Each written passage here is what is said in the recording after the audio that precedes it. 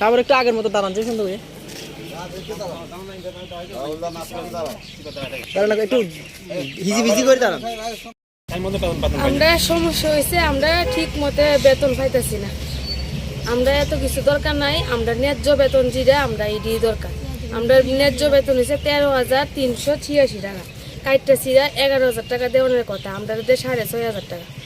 আমরা কইছি ইপিএফ এ টাকা দিব, ইপিএফ এ টাকা দেওয়ানোর নাম নাই। আজকে 5 মাস 6 মাস রানিং চলতেছে। আমরা এত কথা দরকার নাই, আমরা মাসে 6 থেকে 7 তারিখের মধ্যে আমরা যাতে বেতন পাইয়ালাই বাস। আর আমরা ইপিএফ টিপিএফ লাগতো না, আমরা ন্যায্য বেতন যেটাই দিই। মানে বর্তমানে আপনারা ঠিকমতো বেতন পাইতে আছেন না?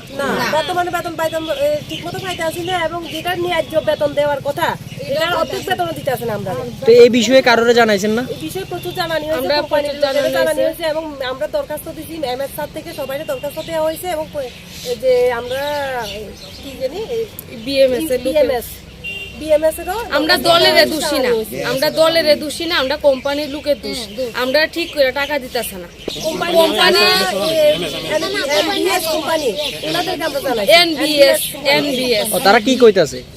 তারা কইছে অপেক্ষা করো, অপেক্ষা করো। অপেক্ষার কত করব? আজকে মাসের 15 তারিখ হয়েছে। কতদিন যাবত এই সমস্যা চলতেছে? আজকে 5 মাস। তারা আইসে পর্যন্ত এই সমস্যা। এখন আপনারা কি চাইতেছেন? আমরা ন্যায্য বেতন চাই। আমরা প্রত্যেক মাসে মাসে যাতে বেতন পাই, 10 তারিখের মধ্যে আমরা যাতে টাকাটা পাই। আমরা ন্যায্য বেতন হয়েছে 11,344 টাকা। না, আমরা কাজ করতেছি, আমরা কাজ বন্ধ রাখো। আমরা কাজ করে যা অপেক্ষা করো অপেক্ষা করো, আমরা টাকা পাই না, কাজ পাই, কাজ করে কি করবো? আপনারা এখন বর্তমানে সমস্যার সমাধান না হলে কাজ আরম্ভ হইতো না। আমরা বেতন ঢুকবো, তারপরে আমরা কাজ। কোন হসপিটাল এটা?